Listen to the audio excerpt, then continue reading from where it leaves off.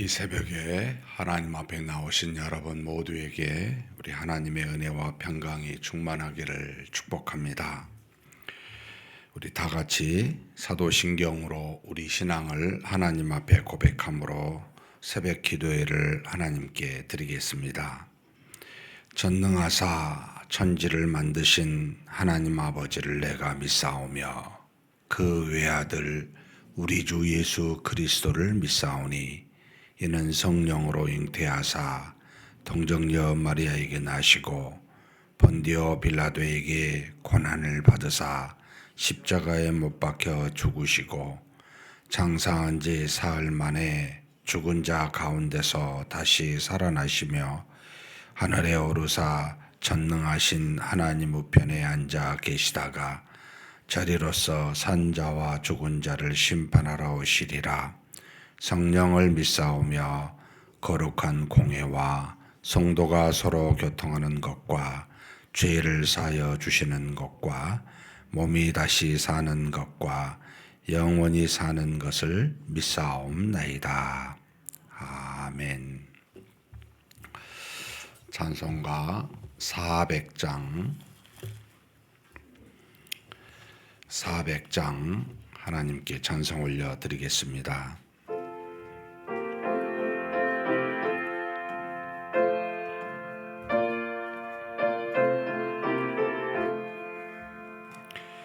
험한 시험물 속에서 나를 건져주시고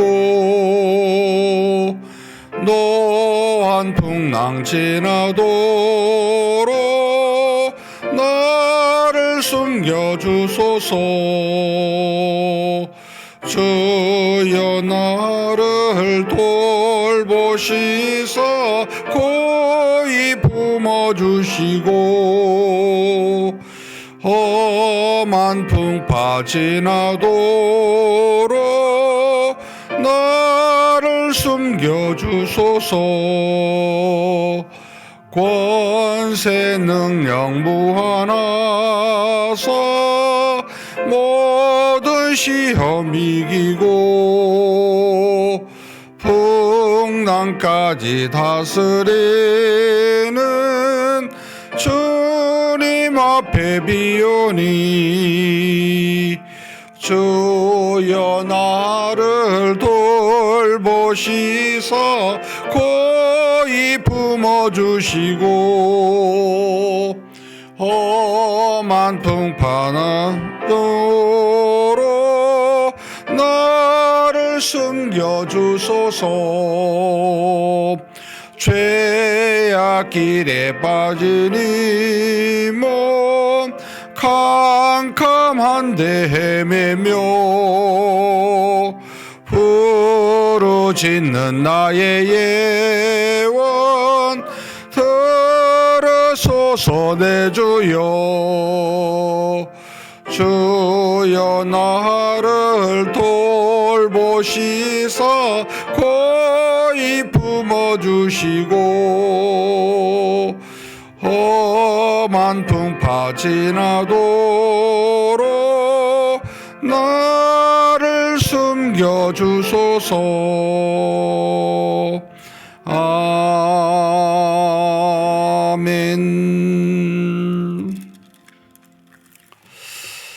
은혜와 사랑이 풍성하신 하나님 아버지, 이렇게 사랑해 주시는 우리가 매일의 날들 속에서 하나님을 믿는 믿음으로 살아갈 수 있도록 구원하여 주신 자녀 되게 하여 주신 은혜만 있는 게 아니라 날마다 우리와 동행하시며 우리와 함께 하시며 이렇게 새벽 미명에 하나님 앞에 나와 믿음으로 이 날을 열어갈 수 있도록 그렇게 인도해 주시니 감사합니다. 세상의 가장 큰 선물이 하나님을 믿고 하나님을 알며 하나님 자신을 우리에게 선물로 주시사 이 땅에서 하나님을 우리의 하나님으로 알고 우리는 하나님의 자녀로 알아 그렇게 살아갈 수 있게 하신 은혜인 줄 압니다. 기타 필요한 건강과 일용할 양식과 많은 은혜들을 주시지만 하나님 자신을 선물로 주시사 세상에 벗은 자와 같이 어리석은 자와 같이 그렇게 살지 아니하고 세상의 이치를 깨닫고 영원한 것과 썩어질 것이 무엇인지를 분별하며 살아갈 수 있게 하신 그 은혜가 가장 큰 것인 줄 알고 감사드립니다. 우리 인생이 잠깐 있다가 사라지는 안개와 같은 인생이지만 그 인생을 불쌍히 여기시고 긍휼히 여기시사 하나님을 믿는 믿음 안에서 살아가게 하시고 짧은 시간 속에서 하나님의 나라와 의를 위하여 살아 이 세상에서 뿐만 아니라 우리가 가게 될 영원한 저 세상에서도 우리 하나님과 더불어 기뻐하며 즐거워하며 생명의 면류관을 받고 살아갈 수 있는 그런 기회를 허락하여 주시니 감사합니다. 하나님 아버지, 우리의 정신을 똑바로 차리게 도와주시고 한치의 흔들림 없이 좌로나 우로나 치우치지 아니하며 주님이 주신 말씀 위에 곧게 서서 걸어갈 수 있는 우리 모두가 되게 하여 주시옵소서. 오늘 하루도 하나님의 은혜가 가득 차게 도와주시고 만나는 사람 행하는 일마다 하나님의 역사와 능력이 있어 경험하고 감사하는 복된 날 되게 하여 주시옵소서. 우리 주님 예수님의 이름으로 기도하옵나이다. 아멘. 하나님의 말씀은 창세기 12장입니다. 창세기 12장 1절에서 20절 말씀 함께 봉독하시겠습니다. 여호와께서 아브라함에게 이르시되 너는 너의 고향과 친척과 아버지의 집을 떠나 내가 내게 보여줄 땅으로 가라.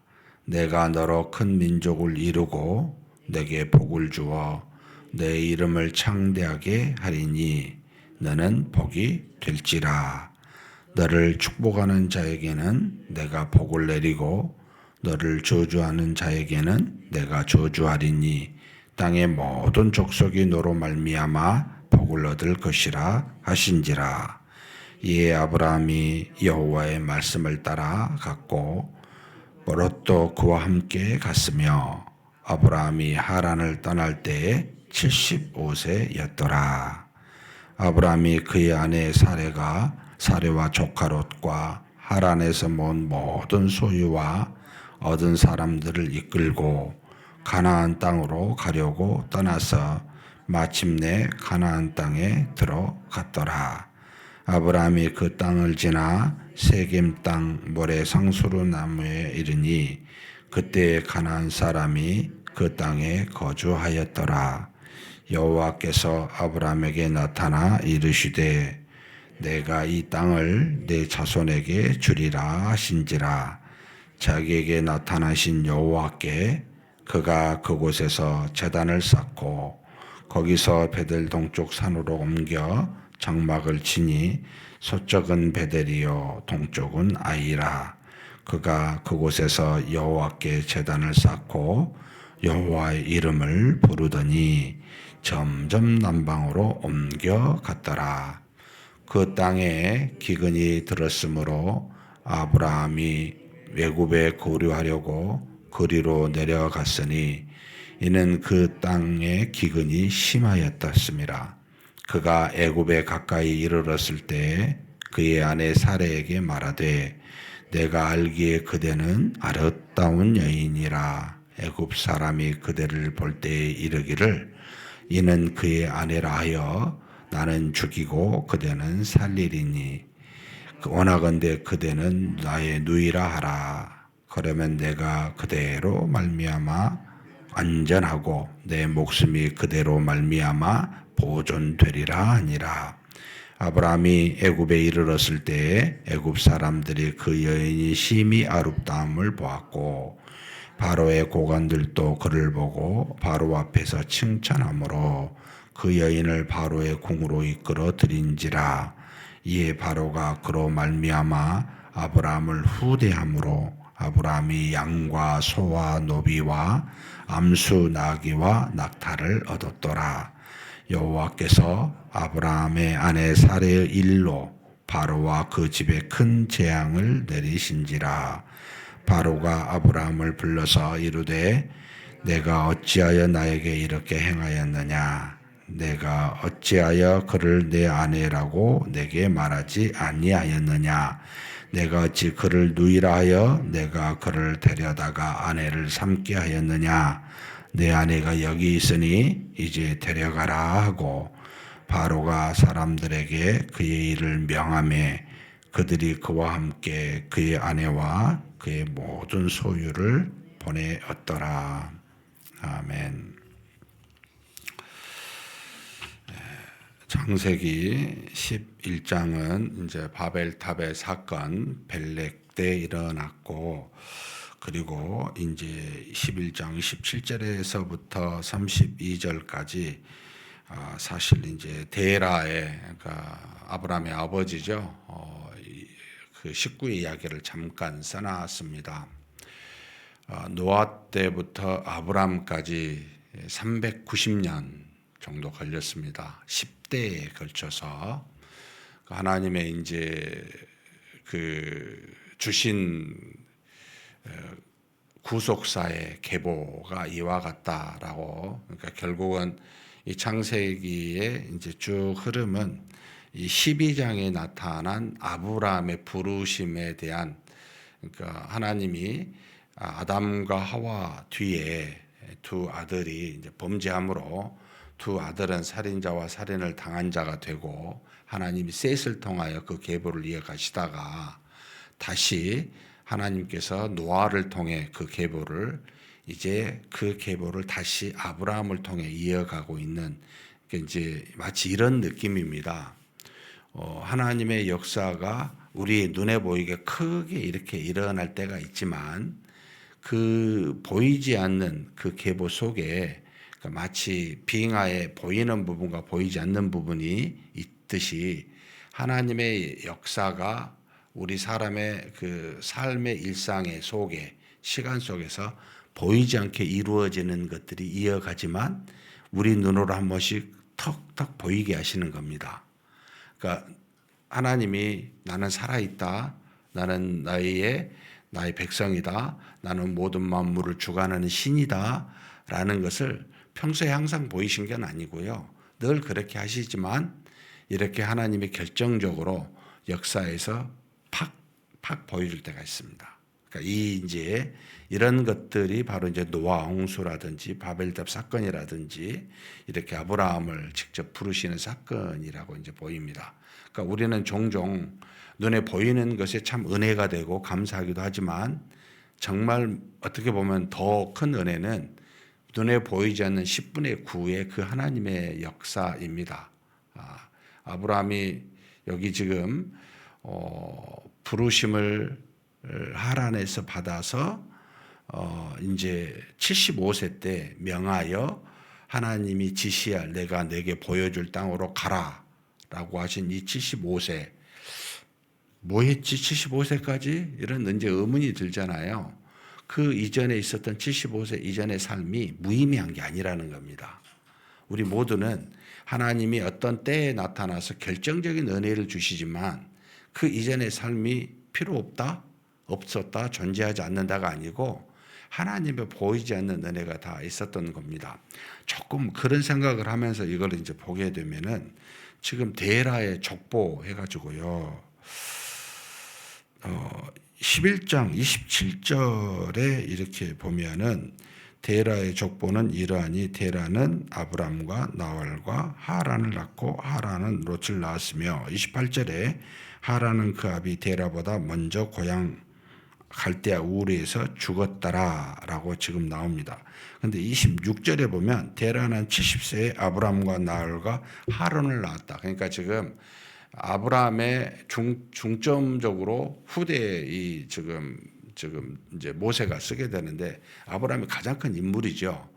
그래서 그 아버지 지금 데라의 이야기를 하고 70세에 아들 셋을 낳았다는 겁니다. 근데 가장 앞에 아브라함과 나홀과 하란을 낳았는데 일반적으로 큰 아들, 작은 아들, 셋째 아들 뭐 이렇게 쓰는 순서대로 생각을 하게 돼 있습니다. 근데 그렇게 하다가 이 말씀을 읽어보면 완전히 이제 헷갈리게 됩니다. 70세 지금 3명을 낳을 수는 없잖아요. 그죠? 누구를 먼저 낳았을까? 지금 이 순서대로 아브라함이어야 되잖아요. 그죠? 그러면은 지금 205세에 데라가 죽게 됩니다. 그러면 아브라함의 나이가 몇 살이죠? 아버지 25세고 70세 만약 아브라함에 낳았다면 135세가 되잖아요. 하란에서 죽었다는데 말이 돼요? 이 뭐지? 괜히 계산했네. 제 생각이 빡 들어요. 복잡해져 버리는 머릿속에서.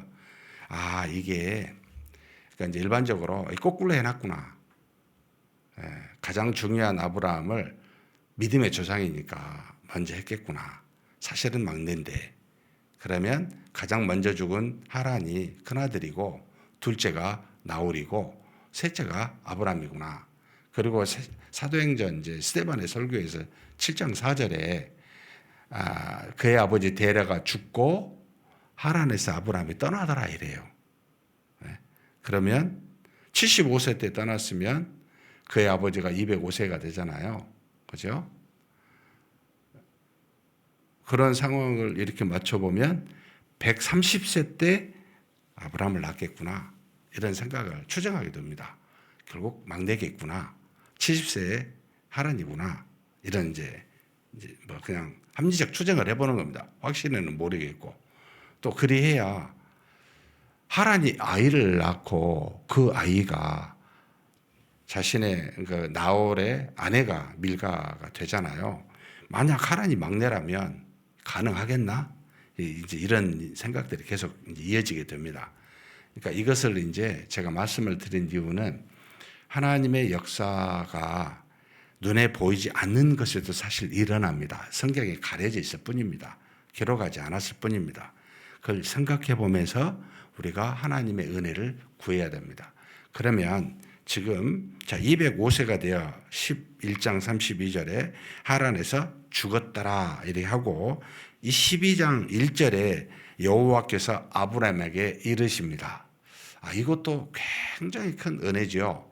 지금 하나님이 노아에게 방주를 지으라고 하신 이후에 개개인에게 나타나서 이르시는 명하시는 말씀이 어디에 있었지?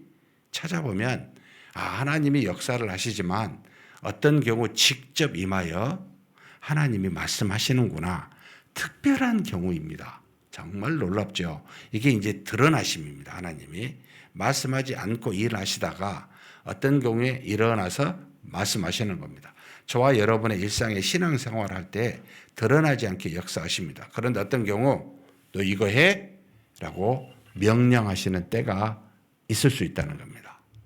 이것을 잘 귀를 기울여야 됩니다. 그런데 지금 아브라함에게 택하여 너 주신 명령이 두 가지입니다. 1절에 뭐라고 말합니까?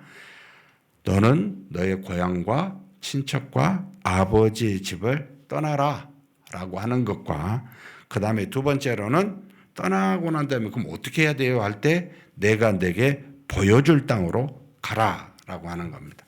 그러니까 현재 너가 근거하고 있는 그 땅에서 떠나서 내가 보여준 대로 가라 라고 하는 겁니다. 저는 이것을 신앙생활이다 라고 늘 생각을 합니다. 우리가 근거한 곳에서 여러분 떠나십시오. 의지한 곳에서 떠나십시오. 떠나지 아니하면 여러분 하나님의 명령과 하나님의 뜻과 하나님 자체를 여러분 만날 수가 없습니다. 여러분이 근거한 것을 하나님이 되게 하셔야 됩니다.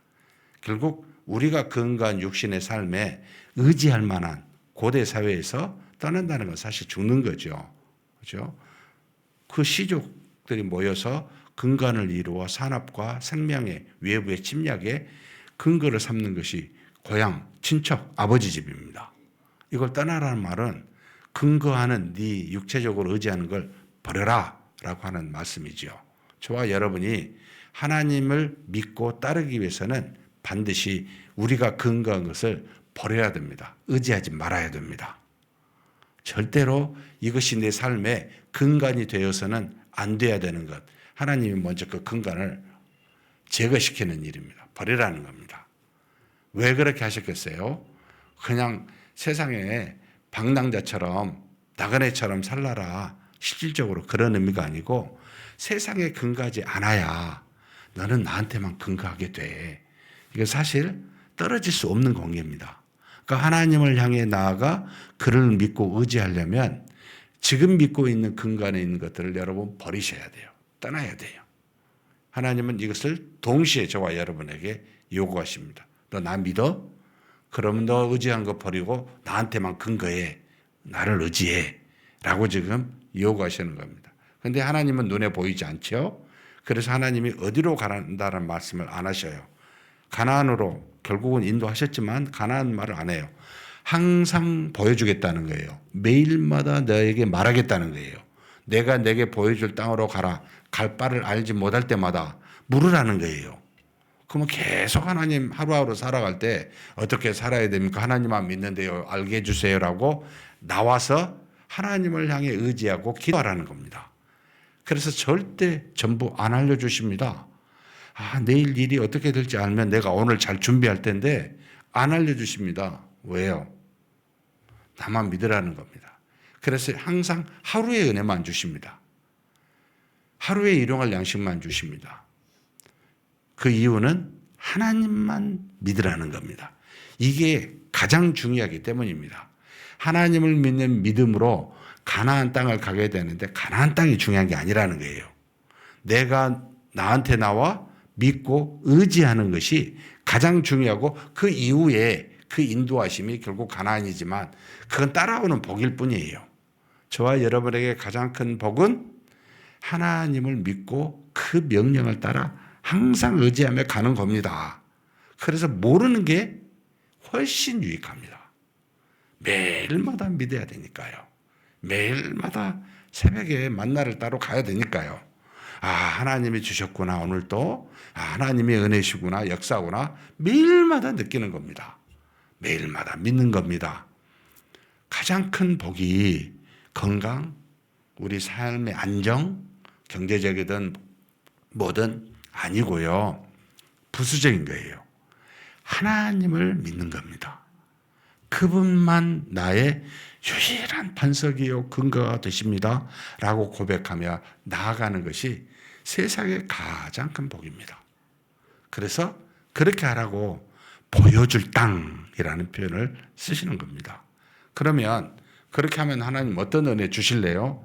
우리 모두에게 아브라함을 택하여 주신 복이 지금 4가지로 나타납니다. 사실 3가지라고도 신학적으로는 말하지만 여기서는 4가지입니다. 2절에서부터 7절까지 나오는데 먼저 내가 너로 큰 민족을 이루겠다 이 말은 지금 자녀가 없어요.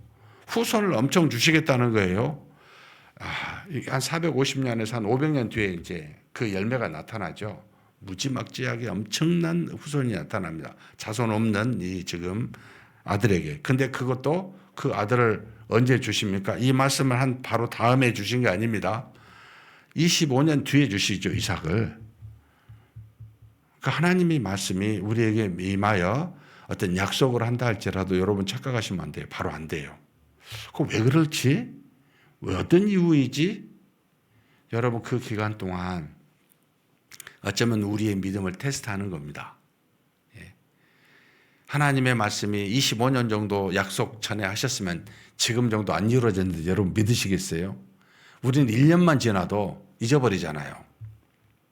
하나님은 절대 시건치 않으십니다. 하나님이 한번 말씀하시면 반드시 이루어집니다. 저한테 제가 결혼하기 전에 군대에서 저한테 주신 말씀이 있었습니다. 내가 이 길을 갈 테니 하나님 이렇게 해주세요. 이게 평생에 걸쳐서 지금 약 35년 정도 됐는데 한 번도 변치 않고 그 일을 이루어 주셨습니다.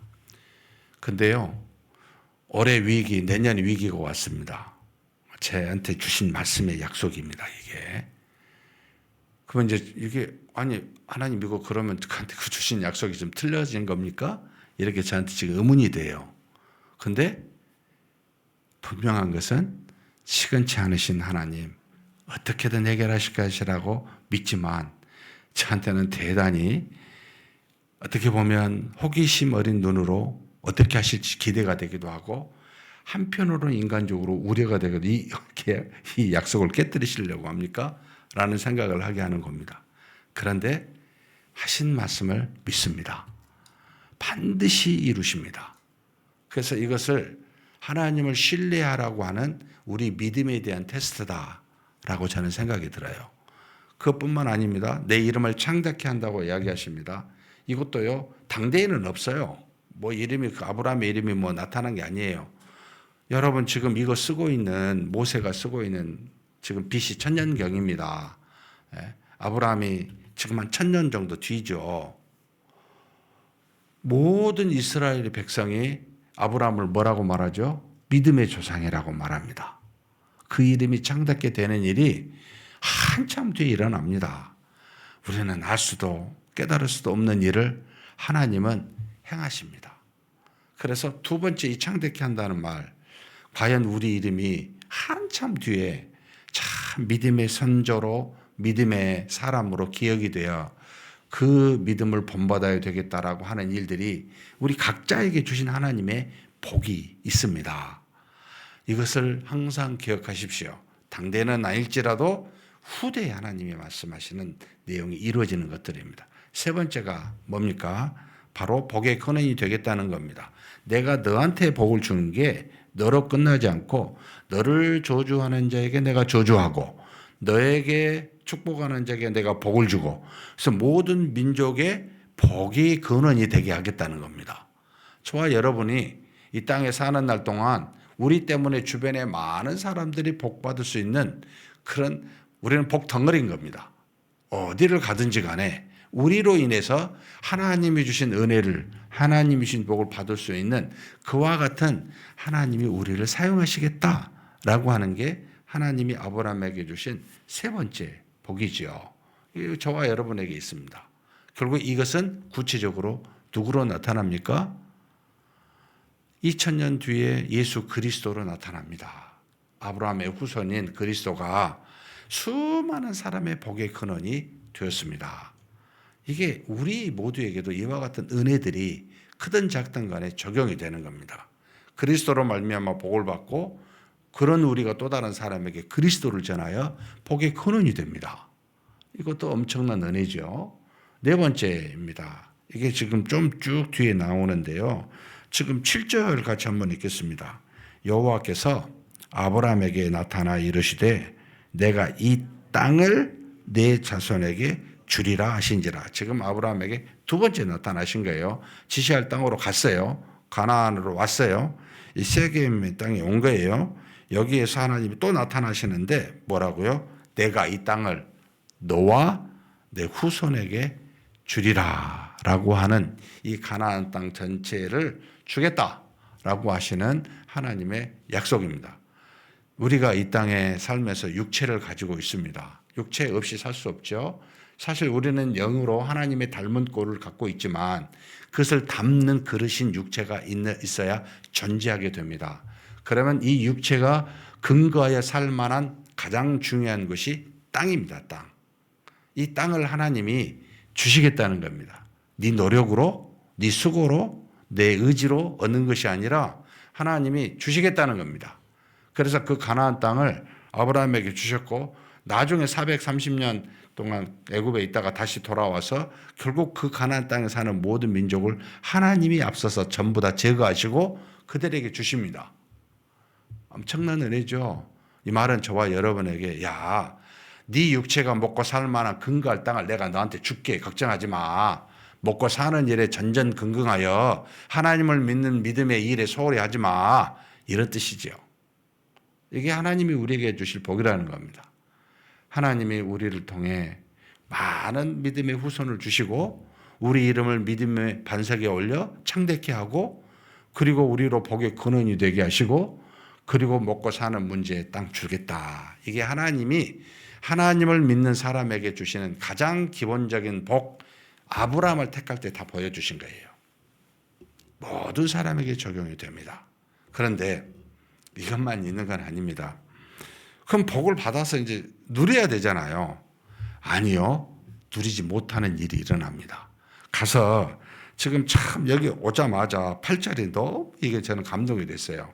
사실 아브라함이 두 번의 제단을 쌓아요. 처음에 도착하자마자 하나님 앞에 제단을 쌓고 또 조금 더 남쪽으로 내려가서 베델 동쪽 산으로 옮겨 장막을 지니 서쪽은 베델이요 동쪽은 아이라. 한참 뒤에 만들어진 이름을 모세가 알기 때문에 썼지만 그때 당시 아브라함이 여기는 베델이다 여기는 아이다 이런 건 아니에요. 갔어요 그냥. 근데 후세가 여기 사이 여기 이름이 있는데 여기 있었다 쭉 내려온 거죠. 그죠? 근데 그곳에서 뭐예요? 여호와께 제단을 쌓고 뭐 했습니까? 여호와의 이름을 부르더라. 여호와의 이름은 여러분 모세에게 준 이름이죠. 근데 아브라함이 여호와라고 불렀겠어요? 그런 것은 아닐 거라고 봐요.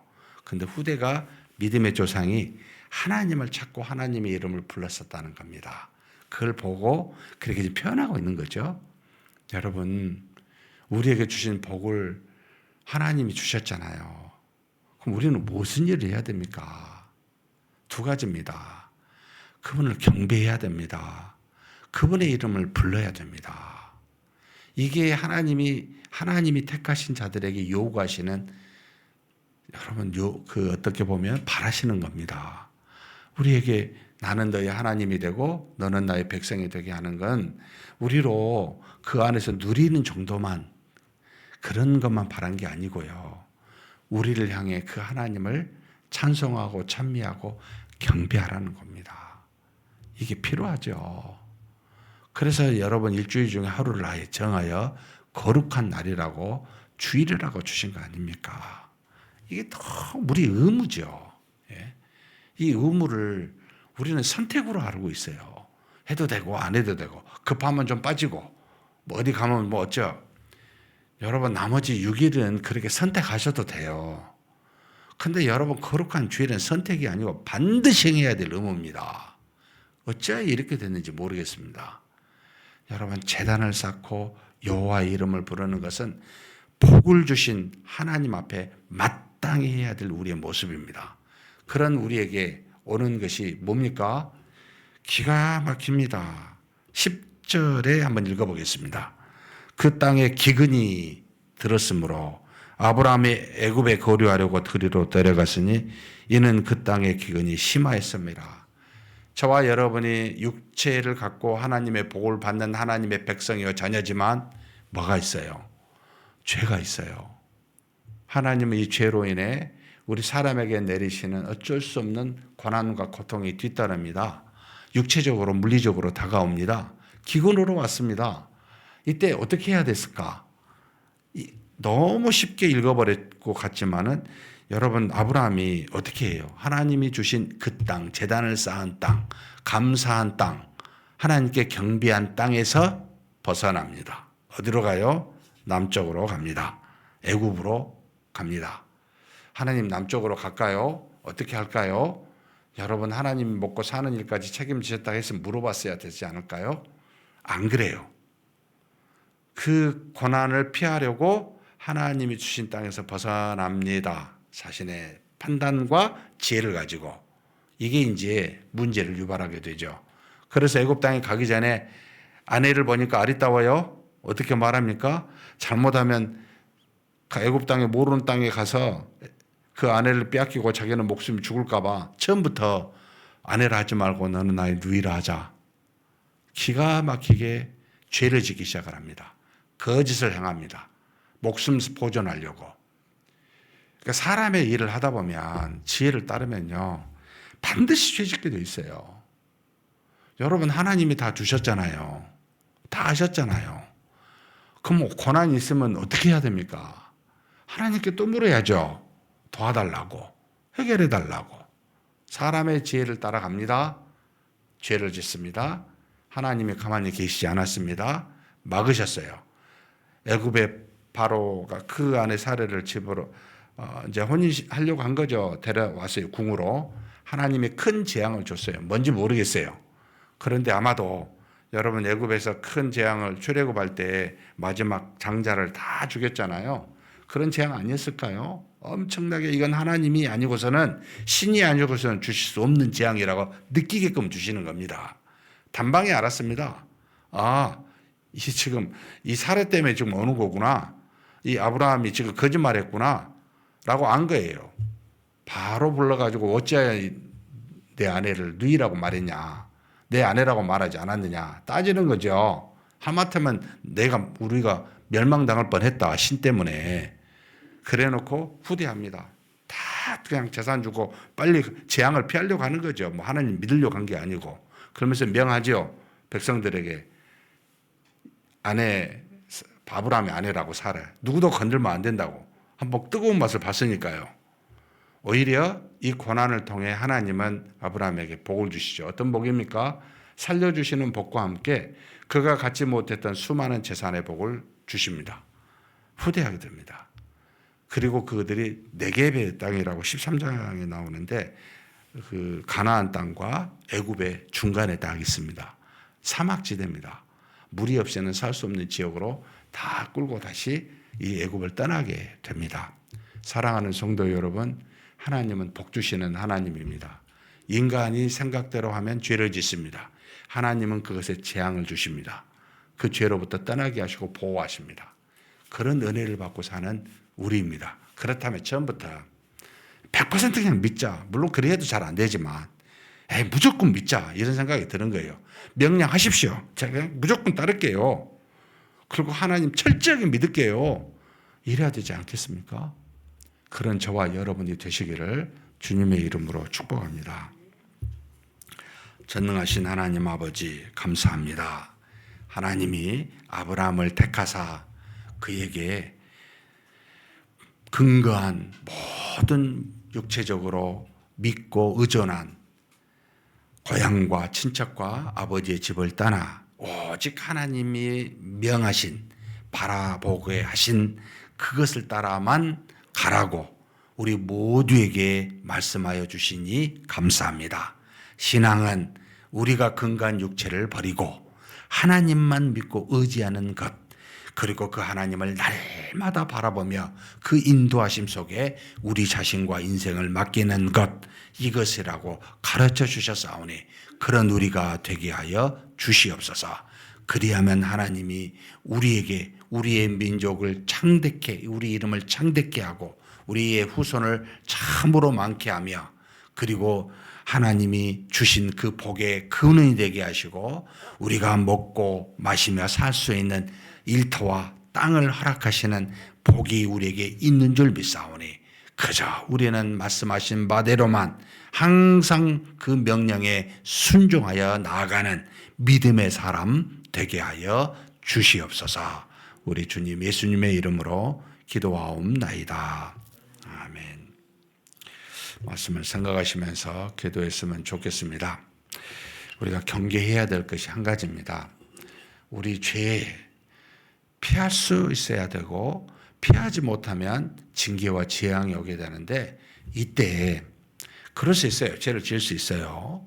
이때 우리에게 주신 그 모든 죄에 대해서 돌이킬 수 있어야 돼요. 그러니까 저와 여러분이 인간의 생각과 지혜를 가지고 나아가지 않게, 하나님 어떤 고난이 오면 어떤 징계가 오면 빨리 돌이키게 해달라고, 사람의 생각과 뜻으로 행하지 말고 하나님께 나아가 하나님께 묻고 기도해서 하나님 원하시는 대로 믿음의 길을 갈 수 있게 해달라고 한번 통성으로 우리 하나님께 한번 기도하시겠습니다.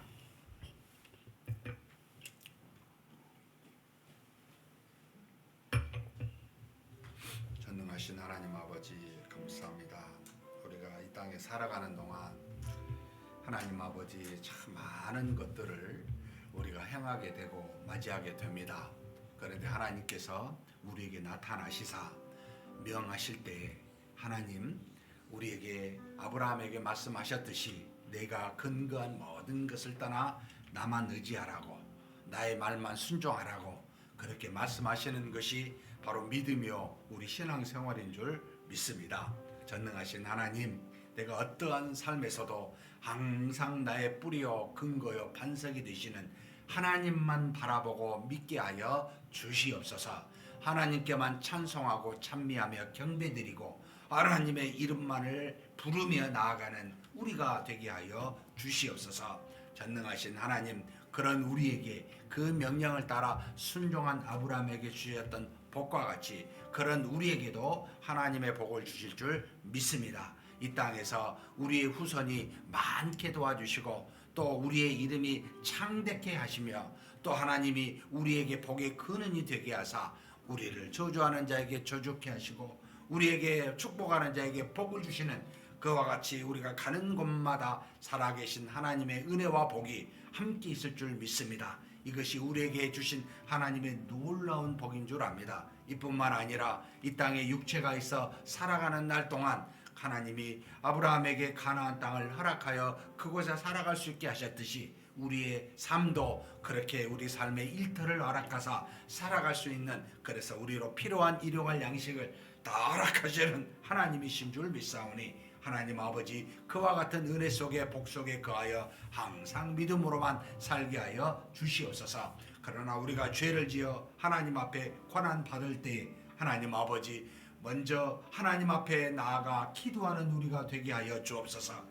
하나님의 뜻을 묻고 하나님의 인도하심 속에 그렇게 살아가는 우리가 되게 하여 주옵소서. 어리석게 정말 아버지 하나님, 사람의 생각과 뜻을 가지고 나아가 죄를 지으는 어리석은 우리가 되지 않도록 붙들어 주시되, 비록 그러할지라도 하나님의 인도하심이 우리에게 있는 줄 아오나 그러나 지혜로운 자, 하나님을 믿는 믿음의 사람 되어 아버지 하나님 앞에 항상 엎드려 하나님의 뜻을 묻고 하나님에 의해서만 살아가는, 그 말씀에 의해서만 순종하며 살아가는 우리 모두가 될 수 있도록 하나님 우리를 붙들어 주시고 인도하여 주시옵소서 믿습니다.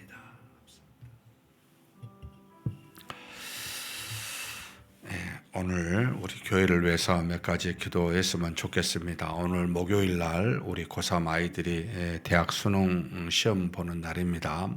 우리 고등부 아이들 2명, 3명 있고 또 우리 모든 가족들 중에 고3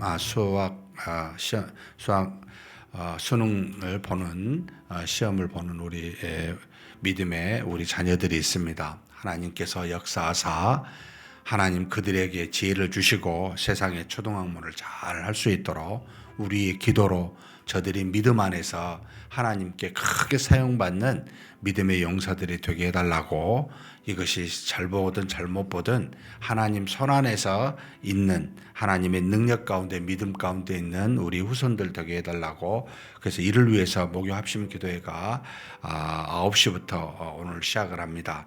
하나님이 믿음의 용사 70명을 채워주셔서 오늘 또 간절히 우리 아이들을 놓고 또 우리 교회를 놓고 기도하는 목요 합심 기도회 되게 해달라고 위해서 기도했으면 좋겠습니다. 그리고 지금 현재 이번 돌아오는 주일, 우리 추수감사주일 뿐만 아니라 생명나눔 주일로 우리가 지금까지 기도한 사람을 초청하는 날이기도 합니다. 하나님께서 보내주신 귀한 분들 변화되고 하나님의 역사로 자녀될 수 있는 그와 같은 놀라운 일들이 이루어지게 해달라고 위해서 기도해 주시고, 그리고 마지막으로 내년에 봉사할 자들을 지금 현재 우리 봉사 지원서를 해서 쓰고 있는 기간입니다. 믿음 안에서 내가 봉사할 수 있는 곳을 잘 찾아서 할 수 있게 해달라고, 여러 가지 필요한데 그러나 하나님이 나를 쓰시는 곳에 내가 열심히 믿음으로 하겠노라고, 오히려 어렵고 힘든 곳에 더 봉사하는 사람들이 많아지게 해달라고 우리 한번 간절히 기도하시고 각자 개인 기도하시겠습니다.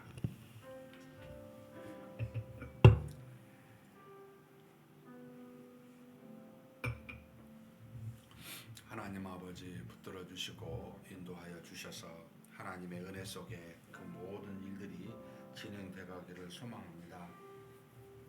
하나님께서 우리 교회를 사랑하사 이 모양 저 모양으로 은혜를 주셨습니다.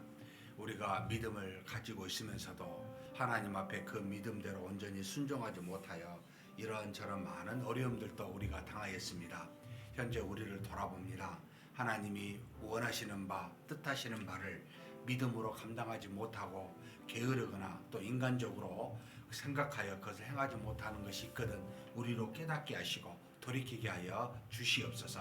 특별히 하나님 아버지 우리 교회가 기도하는 교회, 말씀이 충만한 교회 되기를 소망합니다. 모든 성도들이 하나님 아버지 그저 일상의 한 부분으로 신앙을 여기지 않고 인생 전체를 우리 삶의 전부가 다 믿음의 모습으로 살아가겠노라고 그렇게 결단하며 나아가는 우리 교회 되게 하여 주시옵소서. 모든 성도들이 인생의 목숨 전체를 걸고 아버지 하나님 믿음으로 사는 그런 우리가 되겠노라고 다짐하며 나아가는 하나님의 복을 받는 그런 아름다운 교회로 삼아주시고 인도하여 주시옵소서. 오늘 우리 아버지 하나님의 귀한 믿음의 후손들이 아버지 하나님이여 수능 보는 날입니다. 우리 고3 아이들 하나님께서 지켜주시고 그들을 아버지 하나님의 손안에서 그 인생을 인도하고 계신 줄 믿사오니 하나님 수능 아버지 하나님 작은 이 아버지 하나님의 시험에 이 모든 아버지 어려움을 이겨나고 이것을 통하여 더욱더 우리 하나님 앞에 쓰임 받을 수 있는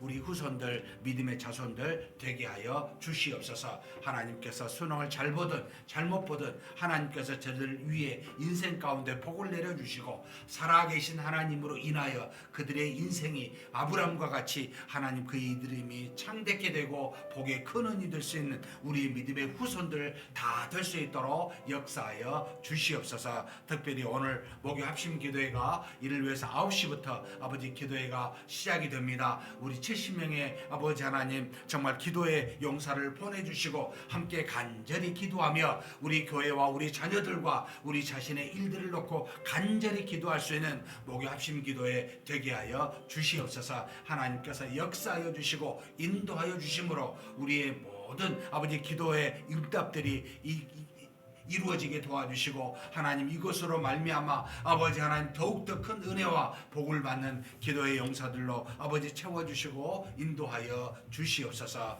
전능하신 하나님 이번 주 돌아오는 주일 아버지 추수감사절과 함께 하나님 앞에서 우리 생명나눔 주일로 삼고 간절히 기도하고 있습니다. 하나님 역사하여 주시고 인도하여 주옵소서. 한 해 동안 인도해 주신 하나님께 감사하는 그와 같은 예배가 될 뿐만 아니라 아버지 영혼을 추수하고 그 영혼들이 돌아오는 하나님께 영광을 올려드리는 복된 주일이 될 수 있도록 인도하여 주시옵소서. 우리가 기도하고 작정하여 전도한 사람을 초대하여 함께 하나님 앞에 정말 예배드리는 시간이 오니 그 시간들을 하나님 주장하여 주시고 은혜와 사랑과 능력이 넘치는 그런 복된 주일이 될 수 있도록 하나님 도우시고 인도하여 주시옵소서. 특별히 하나님 우리가 생명나눔 주일을 놓고 기도하는 사람들이 많이 있습니다. 한 사람 한 사람 기억하여 주시고 이 모두가 다 하나님의 은혜 속에 때가 되면 다 구원에 이를 수 있는 복이 있게 하여 주시옵소서. 전능하신 하나님